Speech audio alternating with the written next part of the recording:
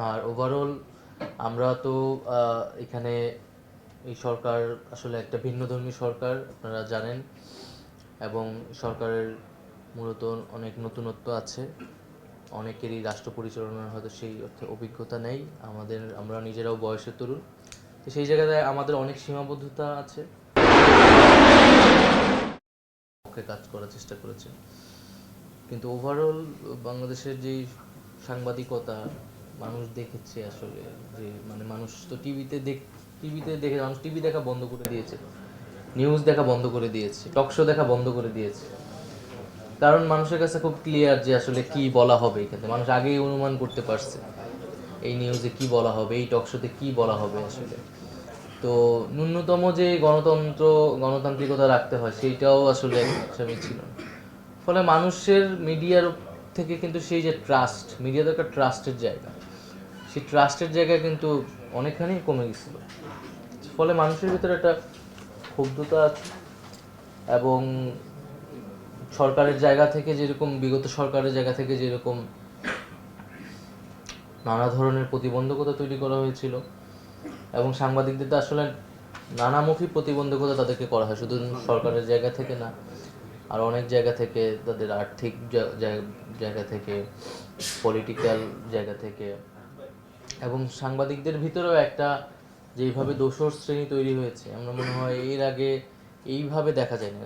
Normally সরকারের সাথে pro government সাংবাদিক থাকে, এন্টি গভর্নমেন্ট সাংবাদিক থাকে, কিন্তু বিগত সরকারের যেইভাবে একটা দোসর শ্রেণী তৈরি হয়েছিল, আসলে এইটা আসলে অকল্পনীয়। তারা দলীয় কর্মীর থেকেও আরো বেশি অনুগত হিসেবে কাজ করছে, এরকম সাংবাদিক কিন্তু প্রচুর আমরা দেখেছি। যে যে তাদের যে থিঙ্ক ট্যাঙ্ক সিআরআইতেও কিন্তু সাংবাদিকদের একটা বড় সংখ্যক কিন্তু সাংবাদিকরা সেখানে পার্টিসিপেন্ট ছিল, এবং তারা থিঙ্ক ট্যাঙ্ক হিসেবে কাজ করছে একটা দলের।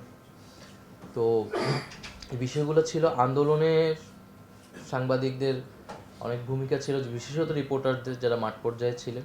হয়তো আপনাদের অনেক ফুটেজ বা অনেক বক্তব্য হয়তো প্রচার করা হয়নি শেষ পর্যন্ত, কিন্তু আপনারা চেষ্টা করেছেন। এবং দেখা যায় যেহেতু একটা আন্দোলন হয়েছে, আন্দোলন ছিল, মানুষের ভিতরে অনেক উত্তেজনা, সেই জায়গা থেকে হয়তো আন্দোলনকারীদের সাথে আপনাদের অনেক ধরনের ভুল বোঝাবুঝি হয়েছে, আমরা এগুলো বিভিন্ন সময় শুনেছি।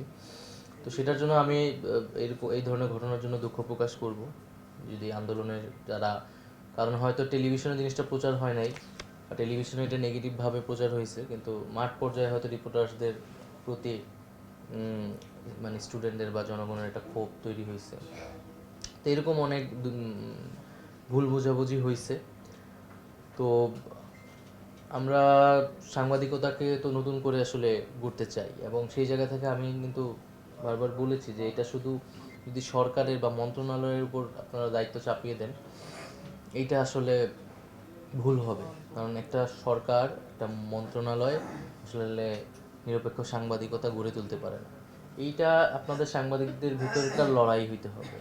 এইটা আমরা যেটা বলতেছি, আমরা একটা উন্মুক্ত স্পেস করে দিতে চাই। আমরা সেই স্বাধীনতার জায়গাটা করতে চাই। আপনারা কিভাবে গড়ে তুলবেন সাংবাদিকতা, এটা বাংলাদেশের সাংবাদিকদের ঠিক করতে হবে। তো আমরা আমাদের জায়গা থেকে যে বাধা নিষেধ সরকার যেই ধরনের বাধা নিষেধ দেয়, সেইটা আমরা দিব না, সেইটা আমরা সেই নিশ্চয়তা আমরা করতেছি।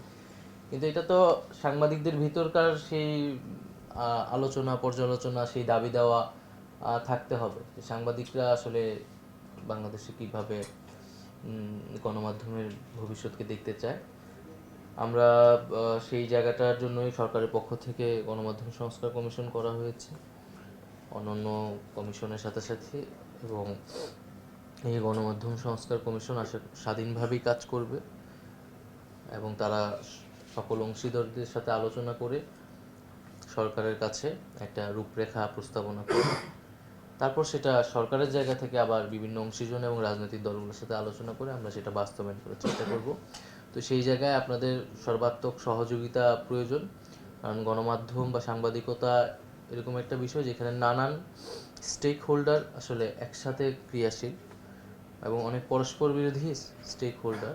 এখানে আপনি যদি ওয়েস্ট বোর্ডের কথাই বলেন, এটা সম্পাদকরা একটা পক্ষ নেবে, মালিকরা একটা পক্ষ নেবে, রিপোর্টার্স একটা পক্ষ নেবে।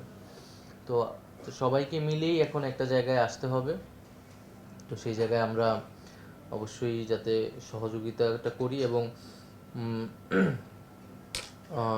ওয়েস্ট বোর্ডের সাথে তো শ্রম মন্ত্রণালয় জড়িত, তো আমরা চেষ্টা করতেছি এই সব বিষয়গুলোকে কানেক্ট করার। এবং আইনগুলার বিষয়ে আমরা তো সাইবার সিকিউরিটি অ্যাক্ট নিয়ে অলরেডি একটা সিদ্ধান্ত নিয়েছি। অন্য অন্য আইনগুলো আমরা পর্যালোচনার মধ্যে রাখছি মন্ত্রণালয়ের পক্ষ থেকে, এবং যে কমিশন তারাও নিশ্চয়ই তাদের প্রধানতম একটি কাজ হবে আইনগুলো নিয়ে আসলে সংস্কার করা, পর্যালোচনা করা, এবং যত কম সংখ্যক আইন, যত কম বাধা নিষেধ তৈরি করা যায়, ততই আমরা মনে করি সাংবাদিকদের স্বাধীন সাংবাদিকতার জন্য মঙ্গল। তারপরে হচ্ছে আমাদের এখন মিডিয়া হাউসগুলোতে ফ্যাসিবাদের দোসর রয়েছে, বা ফ্যাসিবাদ মুক্ত একটা গণমাধ্যমের কথা আমি নিজেও বলে আসছি। তো সেই জায়গায় কিন্তু আসলে সরকারের জায়গা থেকে হস্তক্ষেপের সুযোগ কিন্তু কম। এটা যারা মিডিয়া হাউসগুলোতে আছে তারা আপনারা নিজেরাই এটা আপনারা চিন্তা ভাবনা করতে হবে, বিবেক বিবেচনা করতে হবে, এবং সত্যটা আসলে জনগণের সামনে উন্মোচন করতে হবে। আমি শুনেছি অনেকেই কাজ করতেছেন। বিগত 16 বছরের সাংবাদিকতা গণমাধ্যমের ভূমিকা আসলে কি ছিল, কেমন ছিল, কারা কারা আসলে জনগণের বিপক্ষে অবস্থান নিচ্ছে, এটা সুস্পষ্ট থাকা উচিত জনগণের কাছে আসলে। এবং যদি কেউ ভুল করে থাকে, যদি কেউ পরিস্থিতির শিকার হয়ে থাকে, সে সে ক্ষমা প্রার্থনা করবে, মানুষের কাছে সেই সেই কথাটা বলতে হবে। কিন্তু এখন হুট করেই সময়ের সাথে মানে 5ই আগস্টের পরে যদি কেউ ভুল পাল্টায় ফেলে, এবং এটা তো আসলে হওয়া উচিত না। মানুষকে সত্যটা স্বীকার করা উচিত, কারণ সত্যের মধ্য দিয়ে আসলেই রিকনসিলিয়েশনটা সম্ভব। তো আমরা এটাই বলতেছি। সাগররুনি মামলা নিয়েও আমরা আমরা অবশ্যই আমরা চাবো যে আমাদের সরকারের সময়ই এইটার বিচার আমরা দেখে যেতে পারবো, এই প্রত্যাশা আমরা করছি। আর ওভারঅল আমরা তো এখানে এই সরকার আসলে একটা ভিন্নধর্মী সরকার, আপনারা জানেন, এবং সরকারের মূলত অনেক নতুনত্ব আছে, অনেকেরই রাষ্ট্র পরিচালনার হয়তো সেই অর্থে অভিজ্ঞতা নেই, আমরা নিজেরাও বয়সের তরুণ। তো সেই জায়গায় আমাদের অনেক সীমাবদ্ধতা আছে, আমাদের অনেক হয়তো ভুল থাকবে। তো সেই জায়গায় আপনারা যদি আমাদের সহযোগিতা করেন, আমরা অবশ্যই সেটা আন্তরিকভাবে নিব। এই জন্য আমরা যে কোনো ধরনের সমালোচনাকে ইতিবাচকভাবে নিচ্ছি। আমাদের প্রধান উপদেষ্টাও কিন্তু সেই কথাটি বলেছেন যে আপনারা যত বেশি সমালোচনা করুন, গঠনমূলকভাবে করুন। এবং এই সরকারের সময় কিন্তু প্রথম যেখানে হচ্ছে রাষ্ট্রীয় টিভি বিটিভিতেও সরকারের সমালোচনা করা হচ্ছে।